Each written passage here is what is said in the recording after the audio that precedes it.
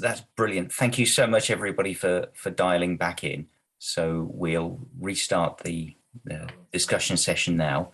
And Katie, can I ask you to unmute your microphone and turn on your camera if you'd like to put your question to Joe?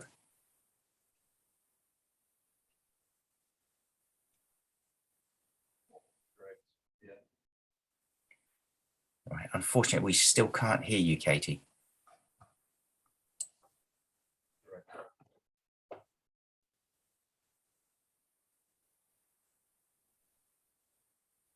Right. So, Joe, I wonder, can you see Katie's question in the chat? Oh yes, I can now. Yes, well done. So, Katie, to be honest, it's a long time since I've read the statutory instruments in Wales for Schedule 3, but I'm pretty sure that the reason you've got a 5-year period where the principal contractor is responsible is that they carry out monitoring and they go on site to check that the SUDs are still operational. And during that period, they have to check that they work before they then hand them to the adopting authority, which would be, in this case, Cardiff City Council. So it's a period that's embedded in the legislation to allow the adopting authority to check that the SUDs work before they agree to adopt them.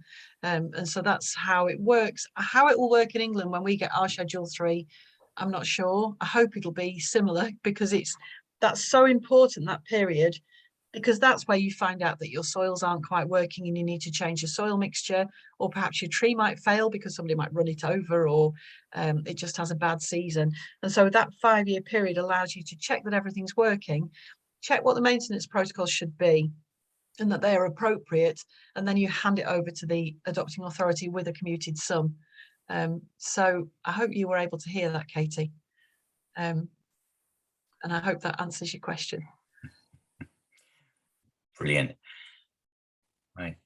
So once again, if anybody has further questions, please raise your virtual hand or type them in the chat if you're getting technical problems. So it looks like there's a big thumbs up for filter strips, or filter strips, filter drains, properly engineered filter drains alongside major roads. And your advice would be that you can give direction to overrule the design manual for roads to install those. So the design manual for roads and bridges is a standardized design manual, so that if you design your road in accordance with that, it will be accepted anyway. But you can apply for a departure from standards. So if you want to choose a novel device or something that's not been tried before, or you want to do something a bit different because it fits in with the local sort of environment or local what the village looks like, then you can apply for a departure from standard.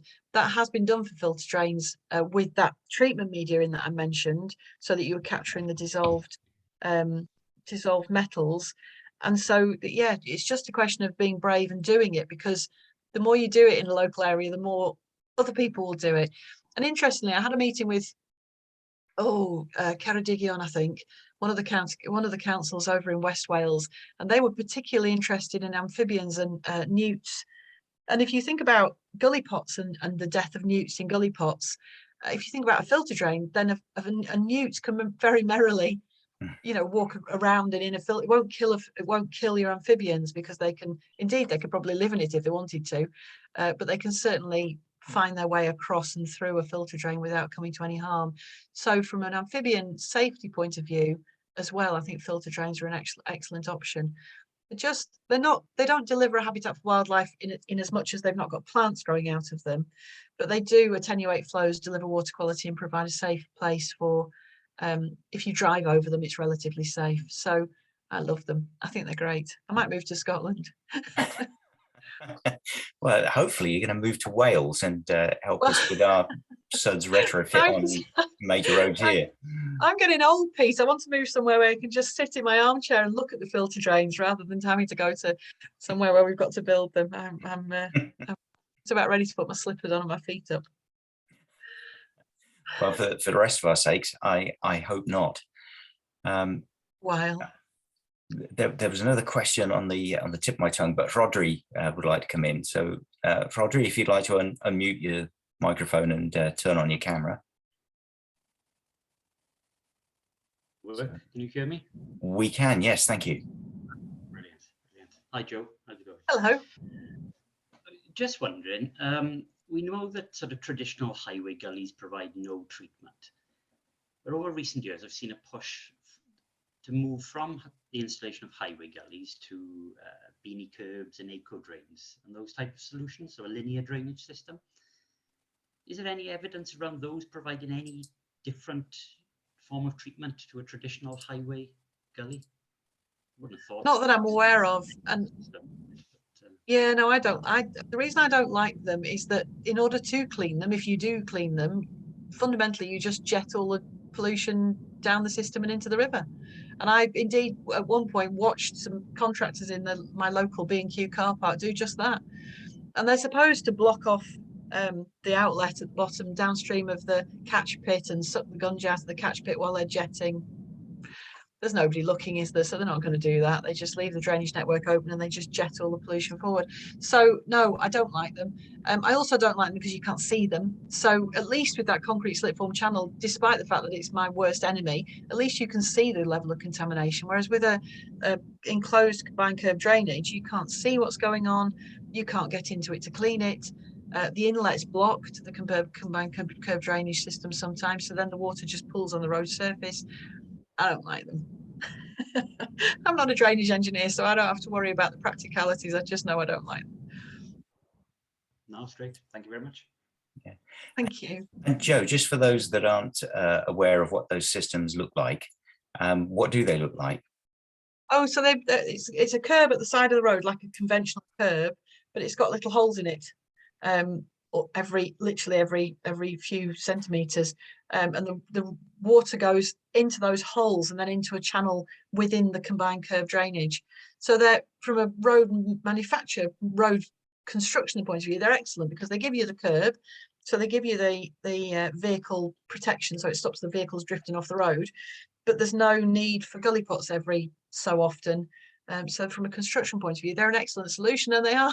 I once met the chap who had invented them and he was incredibly proud of them. And I suppose if they're operated properly and you do put a drain blocker in and you jet the pollution into the catch pits and then suck the pollution out of the catch pits, they can function. But I just don't think anybody ever does that because it's harder, isn't it, than just whooshing the pollution into the river. So that's, and it also seems to go against the principle of SUDS, which is that every part of the system should perform a number of functions rather than simply conveyance. It should be attenuating the water in some way, either in volume or water quality. Yeah, I mean, the biggest problem, the sort of the conflict for highway drainage engineers is that their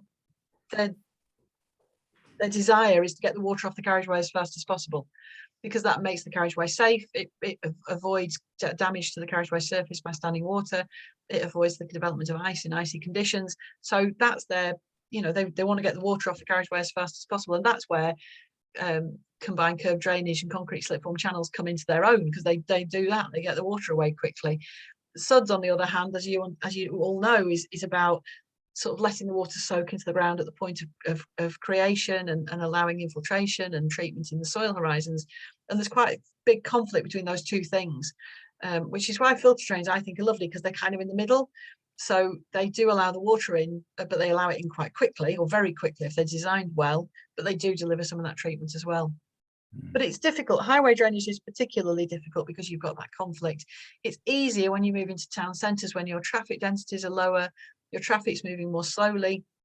You've also got pedestrians and cyclists and people in pushchairs and wheelchairs and buggies and stuff. So all of a sudden you're delivering a public realm. You're not delivering a speedy motorway, you're delivering a public realm for all sorts of users. And then it's much, much easier to justify the installation of trees and rain gardens and things, because everybody benefits. So it's horses for courses. Motorways is one thing, trunk roads, but then as soon as you move into the public realm in a city centre, then you start to think, hang on a minute, how can we make this nicer and cooler and better for wildlife? So different things. Yes, and that's certainly something that this forum has had presentations on in the past, is the multifunctionality of SUDS.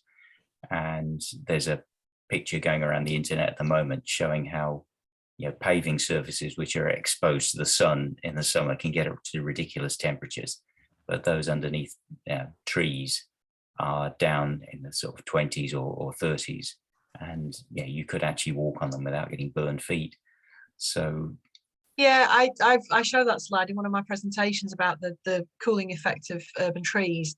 I get a little sniffy about urban trees because I am passionate about delivering meaningful habitats for wildlife. So just a tree in a town centre, you might get birds roosting in it and insects living in it, but they need more than that. They need more food. They need access to standing water. They need somewhere to nest and breed.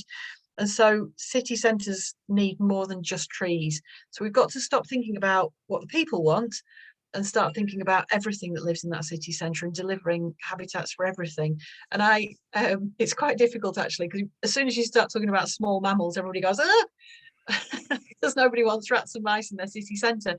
But it is important to think about insects and soil. We've got to have open soil horizons, healthy open soil horizons in those town centres to provide food for the birds and insects, and then the insects provide food for the birds, and then you're creating an ecosystem.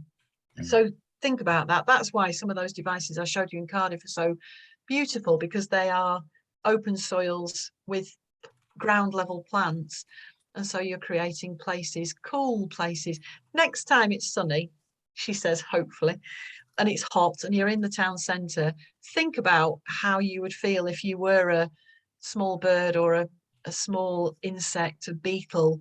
You know, where would you go? And I know that sounds a bit twee, but it's really important that we think about delivering habitats for everything rather than just habitats for ourselves. There's another slide I show where there's this beautiful water feature in some European city, and there are children playing in it. And it's lovely, and it allows those children to cool down in the heat. But we must think about that water and access for other species as well. So we've just got to get a little bit less how do they say it? Anthropocentric, and think more about other species. And look, and lovely Fran has jumped in on the chat and said she doesn't like combined curve drainage either. So that's one more in my corner. Thanks, Fran. And Emily says that, yeah, amphibians, drainage curbs and gully pots. I know a lot of work's been done to show how many amphibians are dying in gully pots and combined curve drainage, and it's horrific. And there's simply no excuse for it these days. We don't need to put gully pots on new road surfaces. We've got other options, and we've got to protect everything and everybody. Joe, I think that's a brilliant note to end on.